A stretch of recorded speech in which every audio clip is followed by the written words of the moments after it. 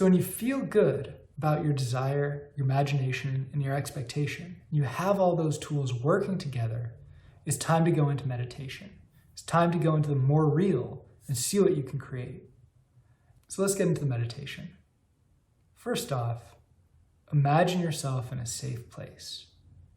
Your safe place. Somewhere in nature, somewhere that brings you joy. Somewhere that just imagining it, turning on your senses, is enough to help you relax and unwind. I'm in my safe place.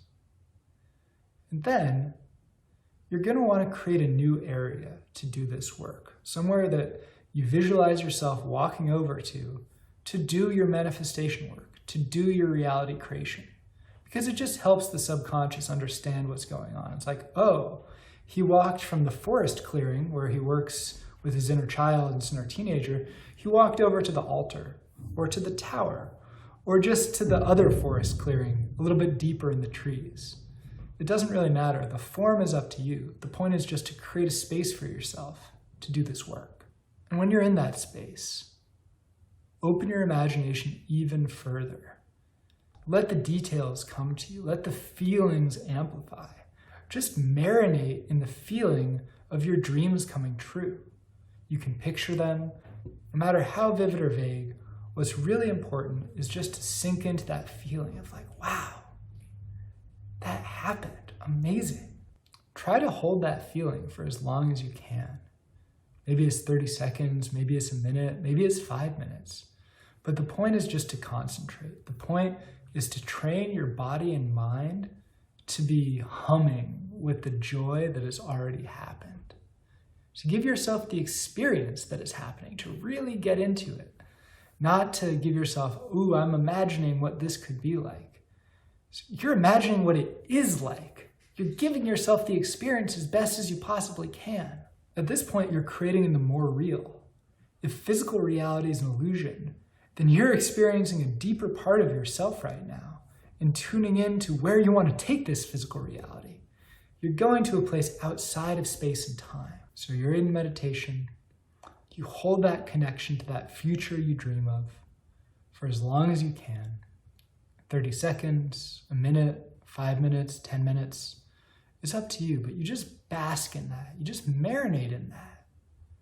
And then when you're ready to come out, you do. You just go back and visualize yourself leaving your safe space, whether it's a cross dissolve or whether you kind of go up through a portal and you're back in your body, whatever you want. Just mark an end to the meditation and come on back. Notice that what we're emphasizing here is not really the form. It's not really how many pixels are in your visualization. It's how deep in your nervous system, how deep in your mind the feelings can go. So that's the meditation. What we're doing here is we're learning to create in the more real.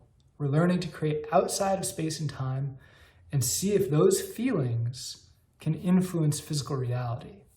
Because remember, observation is not neutral. From the double slit experiment to the placebo effect, it's written all over the place in this world that there's no such thing as neutral observation. And so observing from a place of freedom, from a place of fun, from a place of inner connection to your values and your joy and your vision, you're going to be manipulating the probability waves of this universe in a far better way than if you're just doing it from your unconscious patterning. There's no way to avoid having an impact. We might as well have a good one. We might as well have an impact that's infused with our values, with our love, with our fun, with our nuance, with our own deepest being. Remember, physical reality is a part of you. The world is within you. You're not just within the world. The observer and the observed are one. We're not separate from anything else in this universe. And this video is all about the art of learning to change it from the inside. Because when we get deep in that, it's kind of like the Matrix, where Neo realizes exactly what's going on here. That, wow, this is not as solid as I thought it was. I can actually take this in any different direction. It's really the polar opposite of old school desire. Old school desire says, I'm going to suffer until I attain this. What I'm saying here is give yourself the full pleasure of what that desire would be like, and then operate from there. See what kind of freedom that gives you to navigate your life. Essentially, you're scratching the itch. You're giving yourself what you want without needing to see it in front of you. And once you have that experience, you'll notice two things. One, the actual happening isn't as important because, okay, whatever emotional experience I needed to happen has already happened. So what am I going to do with that? It's a distinction between craving and fun. Because if you're good on the desire inside and if you're free, then when someone comes along who can help, you can enjoy them. You can suss them out and actually see if they meet the quality of the feeling that you were looking for. It's not just, oh, wow, you work in this industry, so you might be able to get me a job. It's like, what kind of job is going to come from talking to you? Do I like you? Do I like the people you're going to introduce me to? Does this match the feeling I'm going for inside? It's a very important distinction. It's also important to leave a space open in your desire. A great phrase, that or better with harm to none. Don't have the arrogance to think that you know exactly what's perfect at every step in your journey. You want to keep a space open. You want to be able to receive more than you expected, more than you desired. Not just exactly what it is or I'm throwing it out. Because when you think about it, the most logical definition of a miracle is just any time you receive something more than you expected. So be open to that. Leave a space open to really receive that or better with harm to none.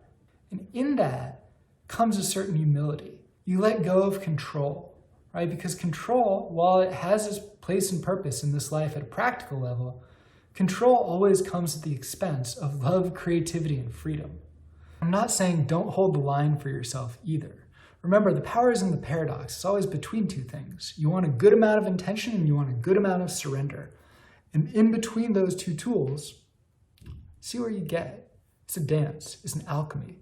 It's not some sort of absolutist prescription. And when you're in this meditation, just notice if you start to get squeamish. If you're trying to feel that feeling of like, oh my God, it's happened, it's here, it's like all through my body. Yes, my dreams have come true, hallelujah. But there's a little part of your body that's like squirming and yelling out for help. Don't ignore that part, go into it. Because that part is going to show you your resistance, your pain from the past that's telling you that you can't have it. And so once you heal that, you'll be able to connect with the desire deeper. You'll be able to create more of a space for yourself to receive. And that's what we're going after. So this is not about spiritual bypassing. This is not about good thoughts only, good vibes only. No, it's about seeing what's there inside and learning how to work with it. So when you look at your life and the desires that you have, see how these insights, see how these tools can help elevate what you've already got. See what it's like to try and create in the more real, and then sit back and get ready for it. And when you do this work, give it 3 days. Say, okay, I'm going into meditation, I'm creating this, and I want to see the feedback from physical reality. And if it doesn't happen, go into meditation, feel what you need to feel, debug it, and try again. It's not that this has to work the first time. It's that this process will help get you more connected to your deeper self and help you live that in every day. The point is just to get started, and the point is to use desire for what it is. It's your friend. It's a motivator to pull you forward, not out of suffering, but out of joy.